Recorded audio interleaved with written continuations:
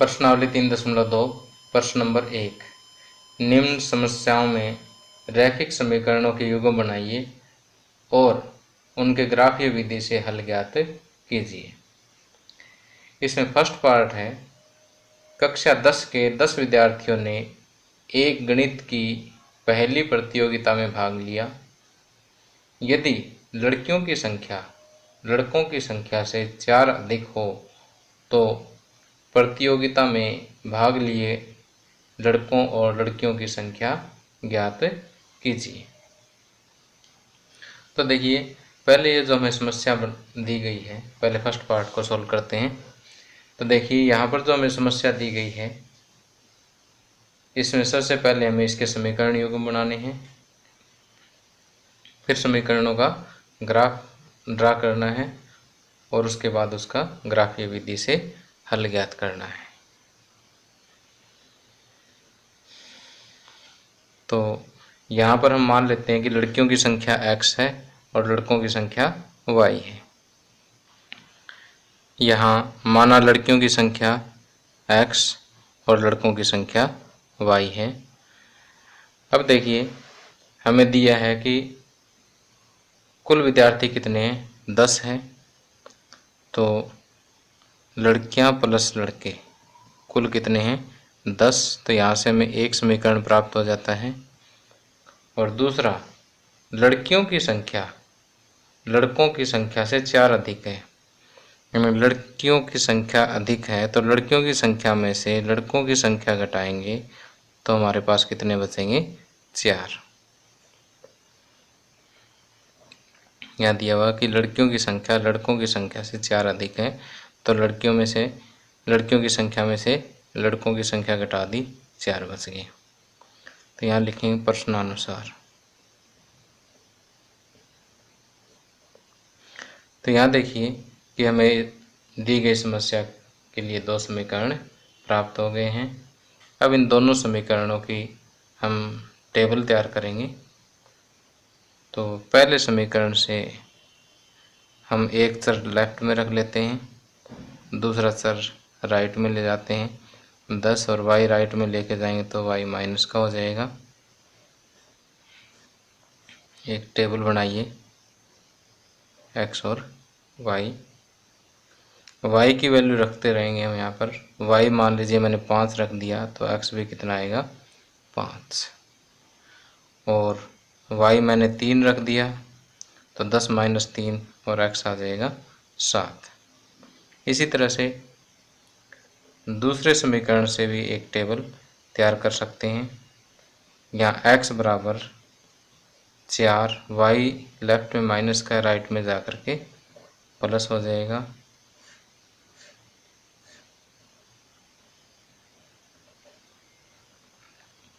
यहाँ y की value मान लीजिए मैं 0 रख देता हूँ तो x की वैल्यू हो जाएगी 4, और y की वैल्यू मैं 2 रख देता हूँ तो x की वैल्यू 2 + 4 कितनी हो जाएगी, 6। अब टेबल बनाने के बाद हम इसका ग्राफ ड्रा करेंगे। ग्राफ ड्रा करने के लिए हमारे पास एक ग्राफ पेपर होना ज़रूरी है।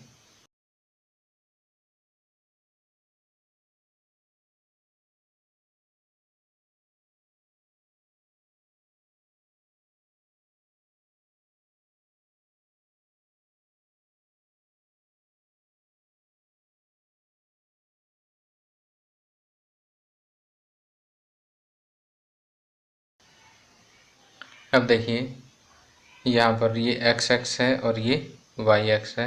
एक बड़ा खाना हमने 1 के बराबर लिया है।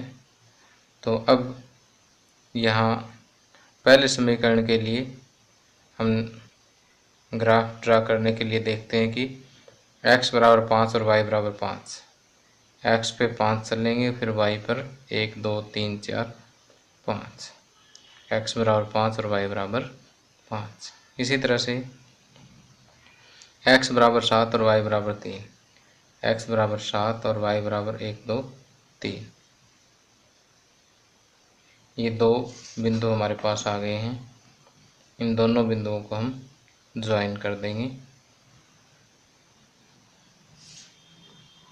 और साथ में इन बिंदुओं के निर्देशांक भी हम लिख देंगे कि ये बिंदु था 5 5 और ये बिंदु है 7 और 3। पहले x निर्देशांक लिखना, फिर y निर्देशांक लिखना है। और ये था समीकरण x + y = 10 के लिए, तो x + y = 10 के लिए ग्राफ हो गया।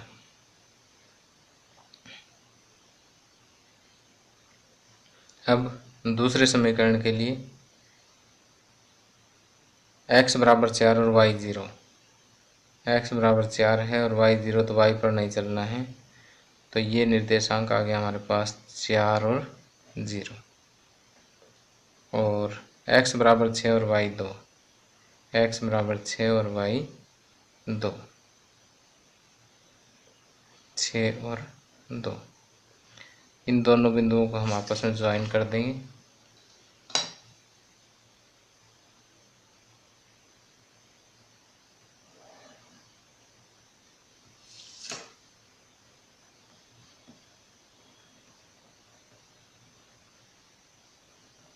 x - y = 4 का ग्राफ है, इसलिए मैंने यहाँ पर लिख दिया है।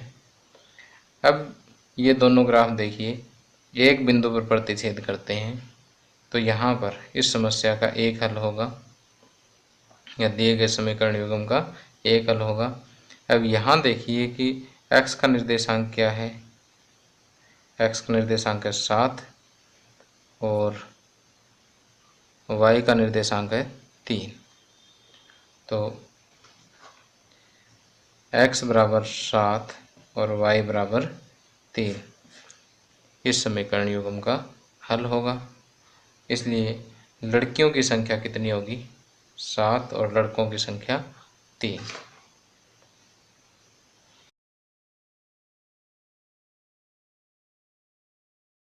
अब अपने उत्तर की पड़ताल करके देखें तो 7 लड़कियां और 3 लड़के, कुल मिलाकर के 10 हैं, और 10 ही टोटल विद्यार्थी दिए हुए हैं।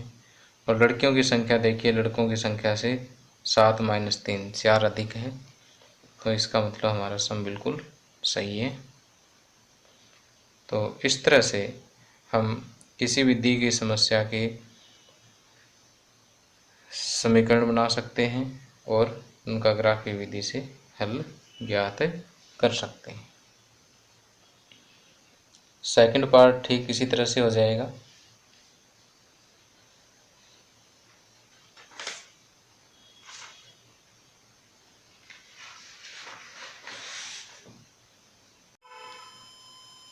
सेकंड पार्ट में देखिए, दिया हमें 5 पेंसिल तथा 7 कलमों का मूल्य 50 रुपये है, जबकि 7 पेंसिल तथा 5 कलमों का मूल्य 46 रुपये है। एक पेंसिल का मूल्य तथा एक कलम का मूल्य ज्ञात कीजिए। तो यहाँ पर पेंसिल का मूल्य हम x मान लेते हैं और पेन का मूल्य y मान लेते हैं।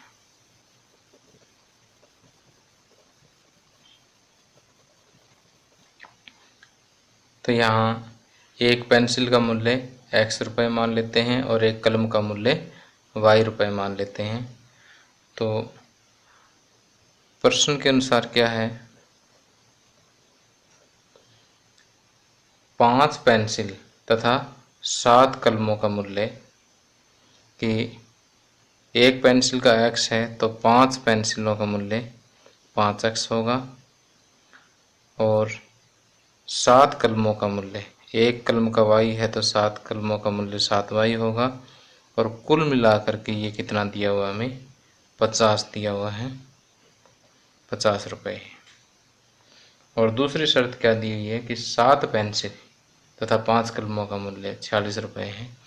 तो 7 पेंसिल है तो एक का x है तो 7 का 7x हो जाएगा, और 5 कलम है तो 5y हो जाएगा, और कुल मिलाकर के दिया हुआ है 46 रुपये।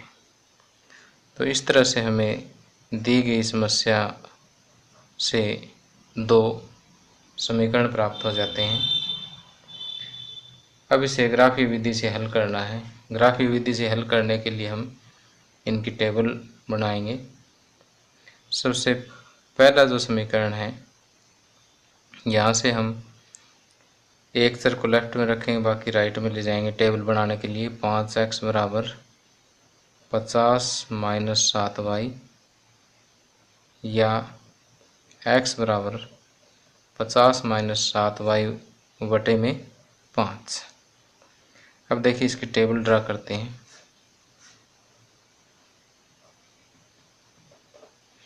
अब देखिए टेबल में हम ऐसी वैल्यू चूज़ करेंगे y की कोशिश करेंगे कि x एक पूर्ण संख्या में आए, ताकि ग्राफ में निर्देशांक चूज़ करते समय हमें ज़्यादा दिक्कत ना आए। अगर पॉइंट्स में भी आती है तो कोई ज़्यादा दिक्कत वाली बात नहीं है, लेकिन हम कोशिश करते हैं पूर्ण संख्याओं की यहाँ पर। तो y अगर मैं 0 रखूँ तो 7 गुणा 0 0, 50 बटे 5 10 आ जाएगा। और इसी तरह से अगर y मैं 5 रखता हूँ, 7 5 35, 50 में से 35 माइनस होंगे, 15 बचेंगे, 15 बटे 5 3। अब ये पहले समीकरण की टेबल आ गई है। दूसरे समीकरण की टेबल देखिए कि 7x बराबर 46 माइनस 5y, और यहाँ से x बराबर 46 माइनस 5y बटे में 7। अब देखिए कि सेकंड समीकरण की टेबल बनाने के लिए मैं y की वैल्यू रखता हूँ। y की वैल्यू मान लीजिए मैं -2 रखता हूँ, तो माइनस गुणा माइनस प्लस 5 दूनी 10, 46 प्लस 10 56, 56 बटे 7, 7 8 56, x की वैल्यू आ जाएगी 8। इसी तरह से यदि मैं y बराबर 5 रखता हूँ, 5 5 25, 46 माइनस 25 ये आएगा 21, 21 बटे 7 3। तो y की वैल्यू 5 रखता हूँ तो x की वैल्यू आएगी 3। अब ये दोनों टेबल्स हमारे पास आ गई हैं। इन टेबल्स के आधार पर हम क्या करेंगे, एक ग्राफ ड्रा करेंगे।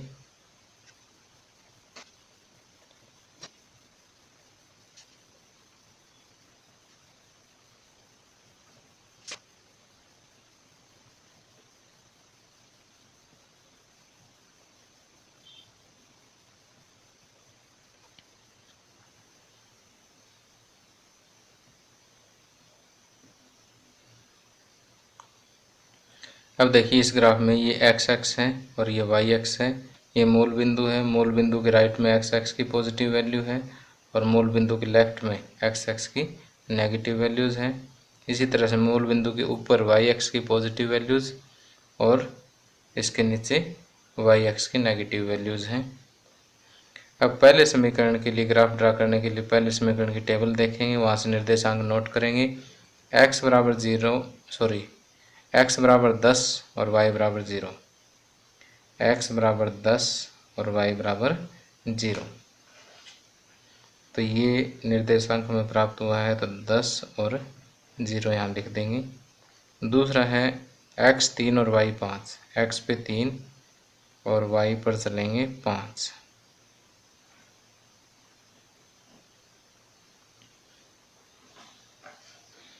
इन दोनों पॉइंट्स को हम ज्वाइन कर देंगे।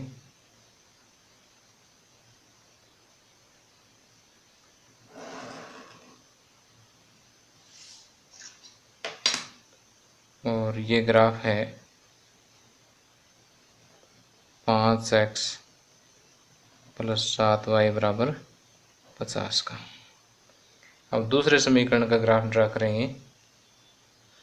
x 8 और y -2, x 8 और y -1 और -2, 8 और -2 इस बिंदु के निर्देशांक हैं। एक बिंदु है x 3 और y 5, x 3 और y 5 जो हमने पहले से ही बना रखा है।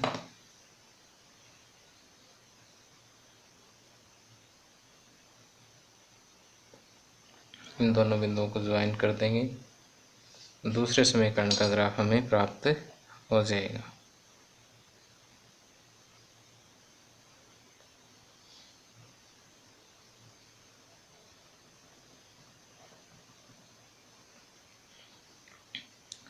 तो यहाँ से हम देखते हैं कि दोनों बिंदु, यहाँ से हम देखते हैं कि दोनों ग्राफ एक ही बिंदु पर प्रतिच्छेद करते हैं, जहाँ x के निर्देशांक है 3 और y की वैल्यू है 5। तो यहाँ से x बराबर 3 और y बराबर 5 दिए गए समीकरण का हल हमें प्राप्त हो जाता है।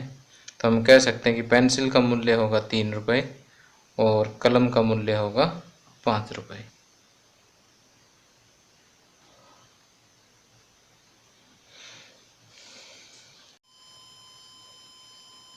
अब आगे सेकंड क्वेश्चन, अनुपातों A1/A2, B1/B2 और C1/C2 की तुलना कर ज्ञात कीजिए कि निम्न समीकरण युग्म द्वारा निरूपित रेखाएं एक बिंदु पर प्रतिच्छेद करती है, समांतर है अथवा समपाती है। देखिए यहाँ पर A1/A2 देखिए, A1 है पहले समीकरण में x का गुणांक और A2 है दूसरे समीकरण में x का गुणांक। इसी तरह से B1/B2 पहले समीकरण में y का गुणांक और B2 है दूसरे समीकरण में y का गुणांक। इसको कट करेंगे तो -2/3 आएगा। और C1/C2 ऐचर पद है, C1 पहले में समीकरण में ऐचर पद और C2 दूसरे समीकरण में ऐचर पद। तो यहाँ पर हम पहले दो अनुपातों को कंपेयर करें, A1/A2 कितना 5/7 और B1/B2 है -2/3। हम यहाँ आसानी से देख पा रहे हैं कि दोनों इक्वल नहीं हैं। तो यहाँ A1/A2 is not equal to B1/B2। इसलिए समीकरण युग्म द्वारा निरूपित रेखाएं प्रतिच्छेदी रेखाएं होगी।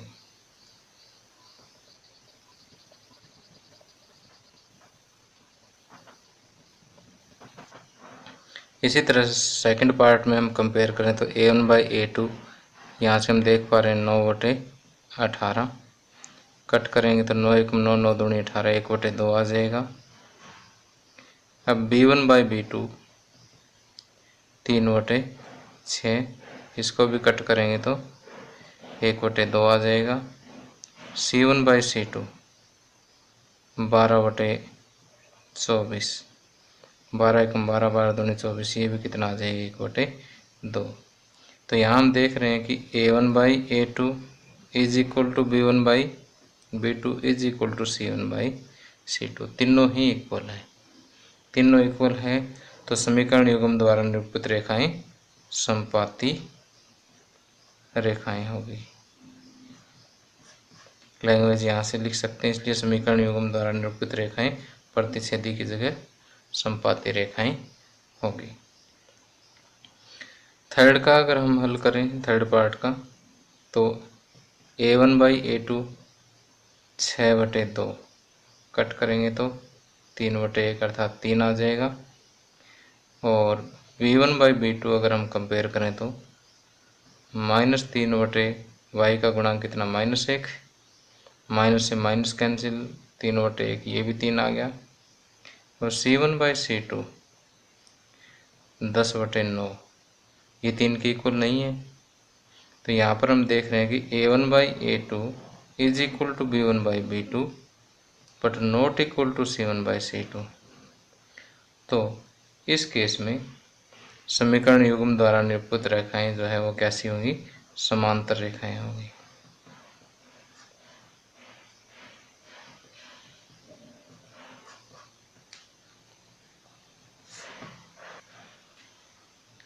अगर इसी क्वेश्चन में हमें हल पूछा जाए तो इसमें एक हल होगा या एक अद्वितीय हल होगा, इसमें अपरिमित रूप से अनेक हल होंगे, और इस केस में समीकरण युग्म का कोई हल नहीं होगा।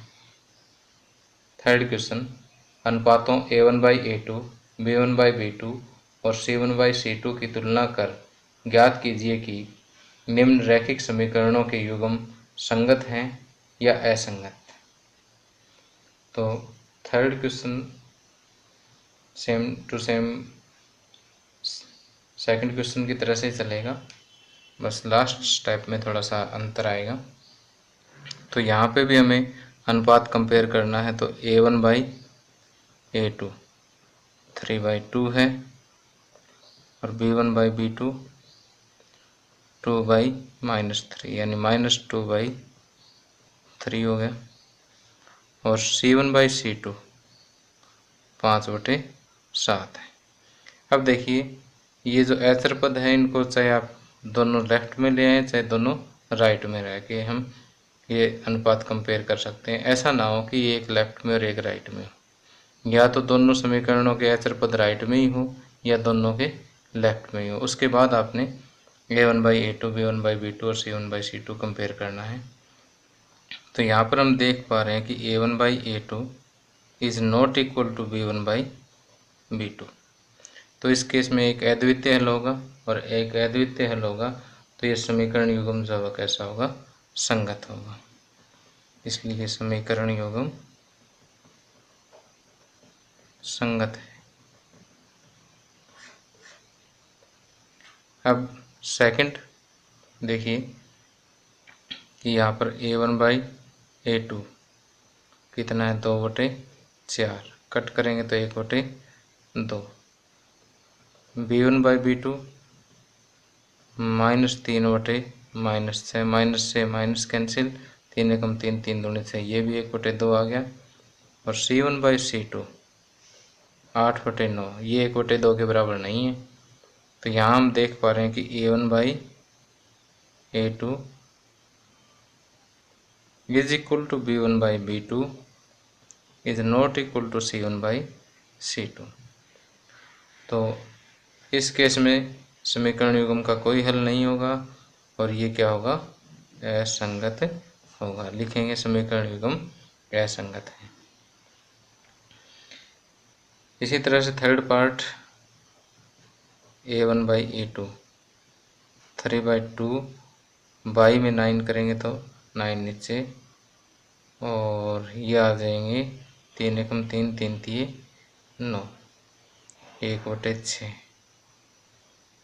और B1/B2 ये आएगा 5/3 और बटे में -10, तो 5 एकम 5, 5 दूनी 10, तो ये बनेगा -1/6। और C1/C2 होगा 7/14, तो ये 1/2। तो हम यहाँ देख रहे हैं कि A1/A2 is not equal to B1/B2, क्योंकि ये एक प्लस का 1/6 है और दूसरा माइनस का 1/6 है। तो प्लस माइनस साइन का भी आपने विशेष ध्यान रखना है। तो इस केस में जो समीकरण युग्म है वो क्या होगा, संगत होगा, क्योंकि इस केस में एक अद्वितीय हल होता है। अब फोर्थ में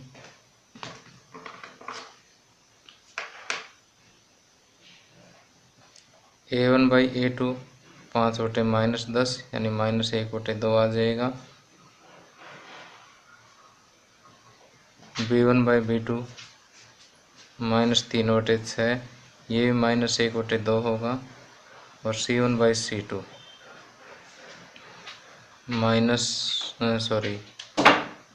11/-22, ये भी -1/2 के बराबर होगा। तो यहाँ हम देख रहे हैं कि A1/A2 is equal to B1/B2 is equal to C1/C2 है। तो इस केस में अपरिमित रूप से अनेक हल होंगे और ये समीकरण युग्म भी क्या होगा, संगत होगा। अब लास्ट पार्ट कंपेयर करते हैं कि यहाँ पर A1/A2 ये है 4/3, तो हो गया A1,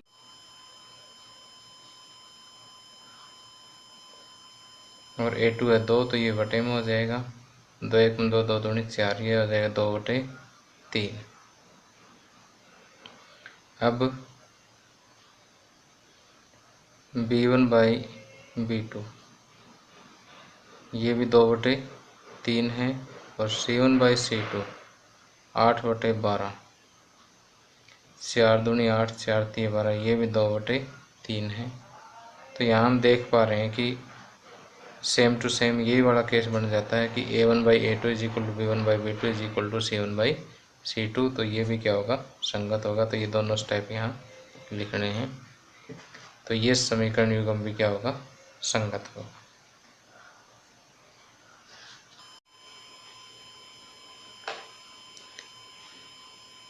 अब आगे फोर्थ क्वेश्चन, निम्न रैखिक समीकरणों के युग्मों में से कौन से युग्म संगत या असंगत है? यदि संगत है तो ग्राफीय विधि से हल ज्ञात कीजिए। अब देखिए, इसमें same to same third question की तरह से ही हमें दो समीकरणों के जोड़े दे रखे हैं, दो चर वाले रैखिक समीकरण युग्म दिए हुए हैं। इनका भी same to same third question की तरह से A1/A2, B1/B2 और C1/C2 कंपेयर करके हमें यह ज्ञात करना है कि यह संगत है या असंगत है। और यदि असंगत है तो क्वेश्चन वहीं पर ख़त्म हो जाएगा। हमें लिख देना है कि समीकरण युग्म असंगत है। और यदि संगत होता है तो हमें फर्स्ट क्वेश्चन की तरह से टेबल बना करके हमें ग्राफ ड्रा करना होगा। ये फोर्थ क्वेश्चन स्टूडेंट आप अपने आप कर सकते हैं। फिर भी अगर कोई दिक्कत हो तो वीडियो के नीचे कमेंट बॉक्स में अपना कमेंट डाल दें, मैं आपके लिए फोर्थ क्वेश्चन सोल्व कर दूंगा। आगे फिफ्थ क्वेश्चन है, एक आयताकार बाग जिसकी लंबाई चौड़ाई से 4 मीटर अधिक है का अर्ध परिमाप 36 मीटर है। बाग की विमाएं ज्ञात कीजिए। देखिए, हमारे पास एक आयताकार बाग है। इसकी लंबाई हम x मीटर मान लेते हैं और चौड़ाई y मीटर मान लेते हैं। कहता है कि लंबाई चौड़ाई से 4 मीटर अधिक है, यानी लंबाई में से अगर चौड़ाई माइनस करें तो 4 मीटर बचेगा। और इसका अर्ध परिमाप 36 है।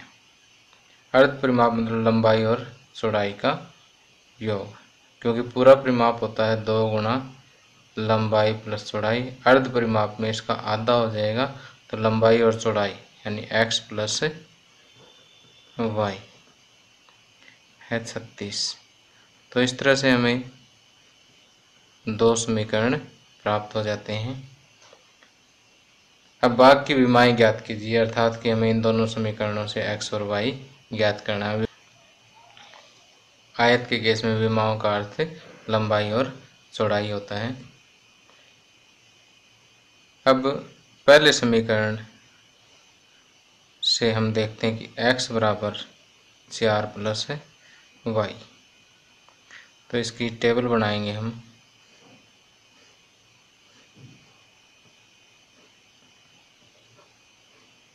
यदि मैं y बराबर 0 रख दूं तो x बराबर 4 आ जाएगा, और y बराबर अगर मैं 6 रख देता हूं तो x 10 आ जाएगा। इसी तरह से दूसरे समीकरण से x बराबर 36 माइनस y,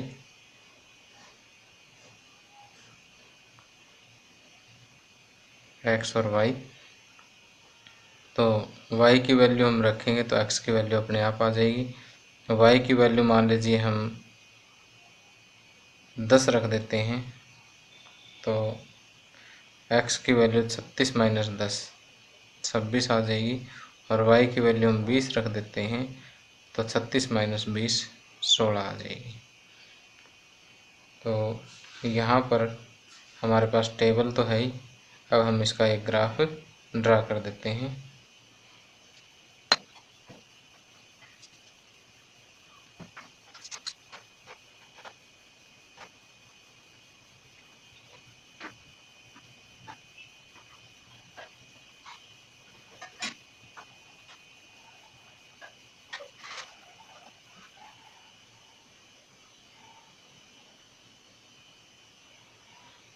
यहाँ ग्राफ में देखिए, ये x एक्स है और ये y एक्स है।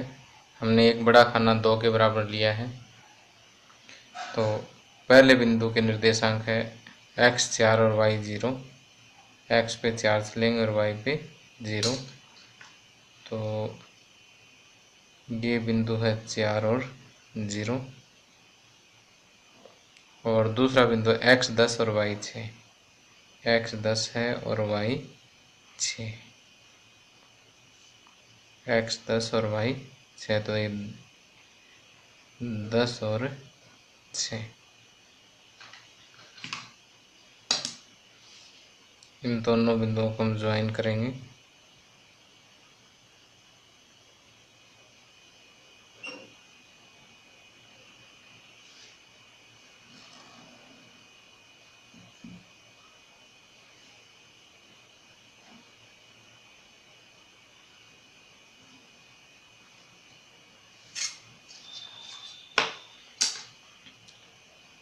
और ये है x माइनस वाई बराबर 4 का ग्राफ। अब दूसरे समीकरण में x 26 और y 10। x 26 और y 10 ये है। दूसरा x 16 और y 20। x 16 और y 20, तो इन दोनों की सीध में ये बड़ा बिंदु बनेगा। इन दोनों का आप आपस में ज्वाइन कर दें।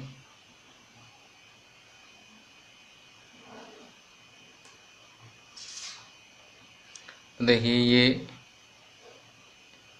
दोनों रेखाएं जो है एक बिंदु पर प्रतिच्छेद कर रही है। ये x प्लस वाई बराबर 36 का ग्राफ है। और ये जो बिंदु है इसके निर्देशांक है x बराबर 20 और y बराबर 16।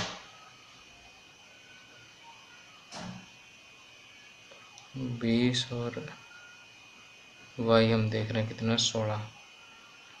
तो यहाँ से x बराबर 20 और y जो है 16 हमारे समस्या का हल आ जाता है। तो यहाँ x बराबर 20 अर्थात लंबाई जो है वो 20 आ जाएगी और चौड़ाई जो है वो y बराबर 16 आ जाएगी। अगर हम आंसर की पड़ताल करके देखें तो दोनों का टोटल 36 है और दोनों का डिफरेंस 4 है।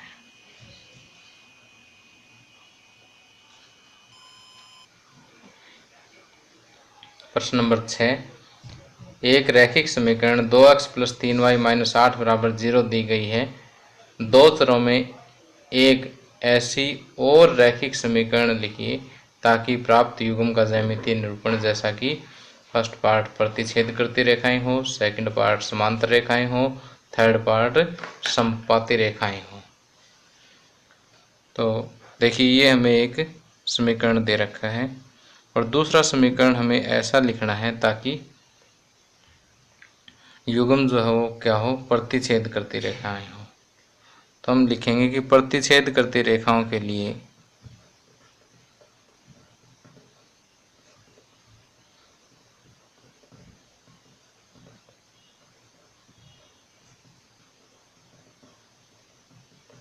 प्रतिच्छेद करती रेखाओं के लिए a1 by a2 should not be equal to b1 by b2। इसलिए वांछित समीकरणों में से एक क्या होगा कि a1 बाई a2। देखिए दूसरा समीकरण हम लिख देते हैं, इसका डबल कर देते हैं कि 4x प्लस, अब 3 का दुगुना होता है 6 और हमें a1 by a2 should not be equal to b1 by b2। जैसे इसको डबल किया तो इसको डबल के अलावा कुछ और कर दो, 9y कर दो, पर माइनस में इसको कुछ भी रख दो, 16 रख दो बराबर 0। कहने का अर्थ ये है कि दूसरा समीकरण जब हम लिखते हैं तो इसमें कुछ ऐसे गुणांक चूज करते हैं कि ये कंडीशन सेटिस्फाई हो जाए कि a1 by a2 is not equal to b1 by b2। तो ऐसे हम दुनिया भर के समीकरण जो चूज कर सकते हैं। तो ऐसा ही हम और लिखना चाहें, जैसे इसको 2x को 3 गुना कर दो, 2 3 6x, इसको 3 गुना ना करो, बस इसको चाहे 2 गुना कर दो। और जैसे प्रतिच्छेद करती हुई रेखाओं में C1/C2 का तो कोई चक्कर ही नहीं है, इसको जो मर्जी रखो, 8 रखो, 16 रखो, 10 रखो, जो आपकी मर्जी है वो रखो। ठीक है, तो इस तरह से हम प्रतिच्छेद करती हुई रेखाओं के लिए दूसरा समीकरण लिख सकते हैं। सेकंड पार्ट है कि समांतर रेखाएं हों।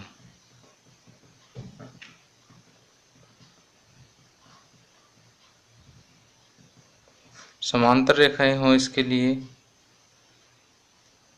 समांतर रेखाओं के लिए क्या लिखेंगे, समांतर रेखाओं के लिए A1/A2 is equal to B1/B2 but not equal to C1/C2। तो हम जैसे एक ऐसा लिख सकते हैं कि इसको डबल कर दीजिए समांतर रेखाओं के लिए, ये कंडीशन है, इसलिए वांछित समीकरणों में से एक क्या होगा, इसको डबल कर दीजिए 4x, इसको भी डबल कर दीजिए 6y, इसको डबल ना करो, इसको कुछ और कर दो या ऐसा कैसे रख दो, तो अपने आप C1/C2 इक्वल नहीं होगी। या फिर डबल की बजाय 3 गुना कर दो, 2 3 6x प्लस 3 3 9y, इसको 3 गुना ना करो, इसको कुछ और कर दो, एक अन्य समीकरण आ जाएगा। अब थर्ड पार्ट करना हमने कि संपाती रेखाएं हों। संपाती रेखाओं के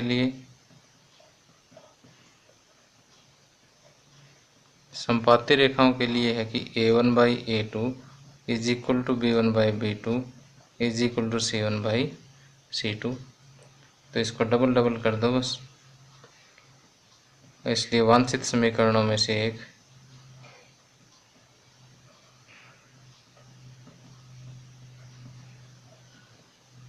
देखो, समीकरण तो वांछित बहुत हो सकते हैं ऐसे, इसमें इसलिए एक लिखना हमने। तो जैसे डबल कर दीजिए, 2 का दुगुना 4x प्लस 6y आएगा, कि डबल कर देते हैं कि 2x का 4x, 3y का 6y और -8 का -16 बराबर 0। या आप 3 गुना करके लिख सकते हैं, हाफ करके लिख सकते हैं, क्योंकि रेशियो इक्वल होना चाहिए। तो रेशियो इक्वल कब होगा, जब या डबल करेंगे, ट्रिपल करेंगे, हाफ करेंगे, 1/4 करेंगे, इस तरह से हम काफ़ी ज़्यादा समीकरण लिख सकते हैं। कि समीकरणों x - y + 1 बराबर 0 और 3x + 2y - 12 बराबर 0 का ग्राफ खींचिए। x और इन रेखाओं से बने त्रिभुज के शीर्षों के निर्देशांक ज्ञात कीजिए और त्रिभुजाकार पटल को छायांकित कीजिए। देखिए, इतने सम करने के बाद हम ये क्वेश्चन अपने आप कर सकते हैं। मैं इसका हिंट दे देता हूँ कि जैसे इसका A1/A2 कंपेयर करें तो 1/3 है, B1/B2 कंपेयर करें तो -1/2 है। हम देख रहे हैं कि इक्वल नहीं है, A1/A2 is not equal to B1/B2। इसका मतलब इन दोनों समीकरणों से जो हम ग्राफ खींचेंगे वो क्या होंगी, प्रतिच्छेदी रेखाएं होगी। वो ग्राफ कुछ इस तरह का हमारे पास आएगा। मान लीजिए कि ये x एक्स है और ये y एक्स है। जब आप इन समीकरणों का ग्राफ खींचेंगे तो हो सकता है एक समीकरण का ग्राफ कुछ ऐसा आए और दूसरे समीकरण का ग्राफ कुछ ऐसा है, ये एक दूसरे को प्रतिच्छेद करेगी। जब ये प्रतिच्छेद करेगी तो ये एक्स एक्स के साथ, देखिए ये एक्स एक्स है और ये दो रेखाएं होगी, तो इस तरह से एक जो है क्या बन गई है, त्रिभुज बन गई है। इस त्रिभुज के आपने क्या करने हैं, शीर्ष हैं ये 3, इन शीर्षों के निर्देशांक आपने यहाँ लिखने हैं, ठीक। और उसके बाद इस त्रिभुज का ये भाग है, अंदरूनी भाग, इसको छायांकित करना है। तो पहले आप इनकी टेबल तैयार करें, टेबल तैयार करके इसका ग्राफ ड्रा करें। ग्राफ ड्रा करने के बाद इसके जो 3 शीर्ष आते हैं उन शीर्षों के निर्देशांक लिखें और बीच का जो भाग है वो छायांकित कर दें। और फिर भी अगर आपसे क्वेश्चन कंप्लीट नहीं होता है तो नीचे कमेंट बॉक्स में कमेंट लिख दें, मैं आपके लिए क्वेश्चन सॉल्व कर दूंगा। Thank you.